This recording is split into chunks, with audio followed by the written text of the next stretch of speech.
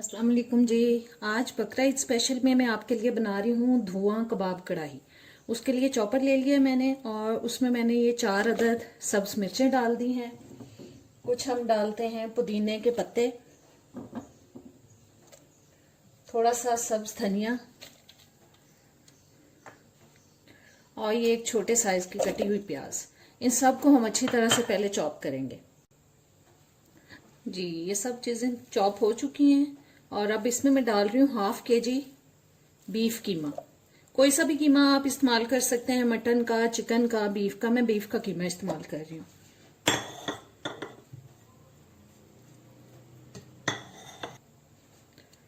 Two teaspoon तक अदरक लहसुन का पेस्ट,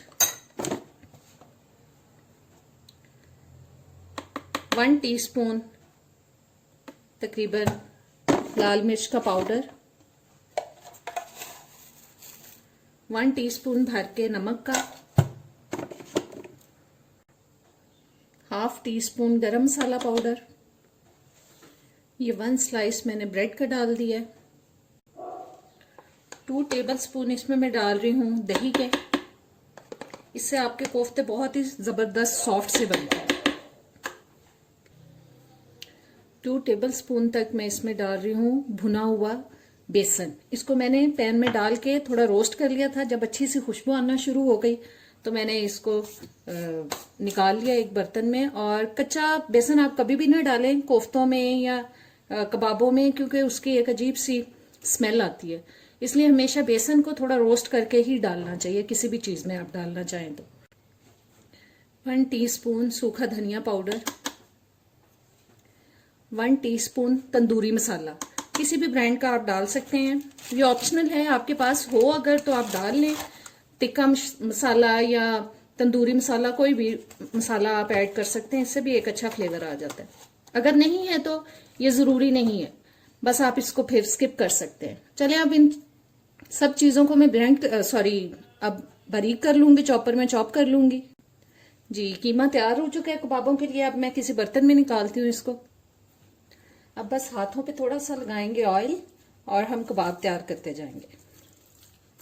कबाब का साइज आप अपनी पसंद के हिसाब से रख सकते हैं, बस इस शेप में बना लें सब कबाब। बहुत ज्यादा दबा के नहीं बनाते। जब कोफ्ता और कबाब तैयार करते हैं उससे जो कोफ्ते या कबाब होते हैं थोड़े हार्ड बन जाते हैं। आप इनको बस सॉफ्टली बनाएं, हल्का सा ऑयल लगाएं और इनको बस सॉफ्टली इसको ऐसे शेप में लाएं। ये देखें, आराम से बनते जा रहे हैं। बस मैं अब कबाब सारे तैयार करती हूँ, फिर नेक्स्ट आपको बताते हैं। जी, कबाब मैंने बना लिए हैं। जी, अब मैंने ½ कप ऑयल डाल दिया है कढ़ाई के अंदर और एक ये बारीक पीसी हुई प्याज ली है मीडियम साइज की। थोड़ा सा पानी डाल के मैंने इसको पीस लिया है, वो शामिल कर रही हूँ मैं इसमें। बस इस प्याज को हमें गोल्डन ब्राउन करना है। ऑयल जो है वो आप अपनी पसंद के हिसाब से कम या ज़्यादा कर सकते हैं। जो लोग ज़्यादा ऑयल नहीं पसंद करते वो थोड़ा कम डाल लें, और जो ज़्यादा पसंद करते हैं वो ज़्यादा भी डाल सकते हैं। जी, जब तक मैं प्याज गोल्डन ब्राउन कर रही हूँ, मेरी अपनी यूट्यूब फैमिली से रिक्वेस्ट है कि मैंने एक और चैनल बनाया है कुक विद किटी के नाम से। आप उसको भी अगर चाहें तो सब्सक्राइब कर दें। बहुत अच्छी रेसिपीज़ मिलेंगी आपको उस पर भी। और इसके अलावा मेरी सिस्टर ने भी कुकिंग चैनल बनाया है, उसके चैनल पे भी आपको बहुत अच्छी रेसिपीज़ मिलेंगी। उसका नाम भी मैं डिस्क्रिप्शन में आपको बता दूंगी। वैसे मैं आपको अभी बता देती हूँ, अनियाज़ किचन।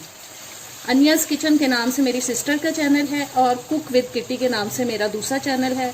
आप सबसे रिक्वेस्ट है कि आप इन दोनों चैनल्स को भी सब्सक्राइब कर दें।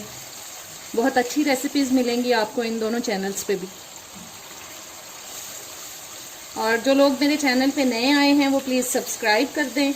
बेल के बटन को ज़रूर प्रेस किया करें ताकि आने वाली तमाम वीडियोस के नोटिफिकेशंस आप तक आते रहें। वीडियो अगर अच्छी लगेगी तो एंड में इसको लाइक और शेयर भी कर दीजिएगा। जी, प्याज में देखें गोल्डन सा कलर आ चुका है। अब इसमें मैं शामिल कर रही हूँ 1 टेबलस्पून अदरक लहसुन का पेस्ट और साथ ही इस पर डालते हैं ये मैंने 3 बड़े साइज के टमाटर लेके थोड़ा सा पानी डाल के उनको मैंने ब्लेंडर में ब्लेंड कर लिया है, वो शामिल कर रही हूँ। थोड़ा सा जग को खंगाल के भी डाल देते हैं।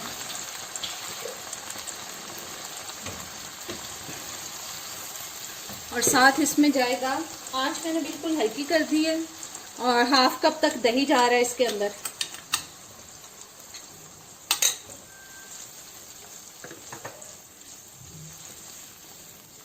अब स्पाइसेस भी शामिल करते हैं इसमें।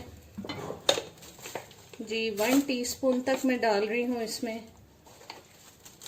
कुटी हुई लाल मिर्च, हाफ टी स्पून हल्दी पाउडर, हाफ टी स्पून पिसी हुई लाल मिर्च,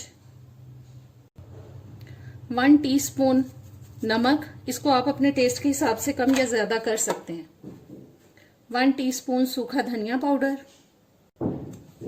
1 टीस्पून काली मिर्च का powder, 1 teaspoon chaat masala powder. बस अब इन सब चीजों को हम करते हैं मिक्स। आंच मैंने मीडियम कर दी है। दही डालते वक्त आंच मैंने इसलिए कम की थी कि आंच कम करके डालें या आंच को बंद करके दही डालें हमेशा, क्योंकि उससे गुठली नहीं बनती और हांडी का टेस्ट भी अच्छा आता है। इसलिए मैंने आंच कम कर दी थी जब मैं दही डाल रही हूँ। अब इसमें मैं ये कबाब शामिल कर रही हूँ।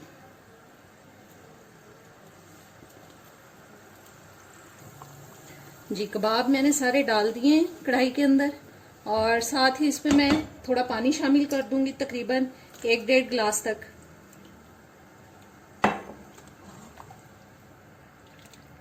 ये मुझे लगता है टमाटर का एक पीस जो है वो रह गया है, चले खैर है, कोई नहीं, गल जाएगा। और ऊपर से अब मैं इसको ढक रही हूँ। अभी मैंने आंच मीडियम रखी हुई है, जैसे ही पानी पकना शुरू हो जाएगा तो मैं मीडियम लो हीट पे इसको पकाऊंगी तकरीबन 25 से 30 मिनट तक, ताकि जो कबाब है वो अच्छी तरह से अंदर तक गल जाए। ये देखें पानी खुश्क हो चुका है और कोफ्ते भी गल चुके हैं, क्योंकि मैंने आधा घंटा इनको पकाया है ढक के। और अब इसमें मैं शामिल कर रही हूँ थोड़ा सा गरम मसाला, तकरीबन हाफ टी स्पून तक। और अब मैं 4-5 मिनट तक इसको भूनूंगी, क्योंकि बीफ की जो स्मेल है वो खत्म हो जाए।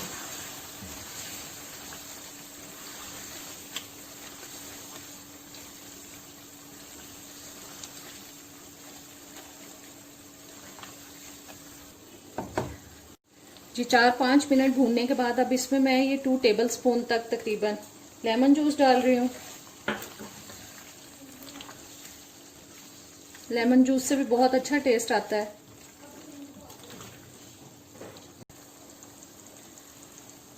ये सब्ज मिर्चें 3-4 मैंने काटी हैं वो डाल दी हैं, थोड़ा सा कटा हुआ अदरक और सब्ज धनिया।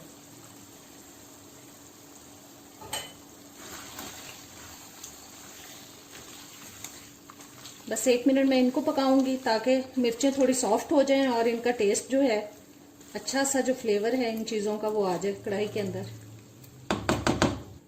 जी आंच मैंने बंद कर दी है। और अब ये देखें प्याली के अंदर मैंने कोयला रख लिया, इसको दहका लिया मैंने, गरम कर लिया अच्छी तरह से।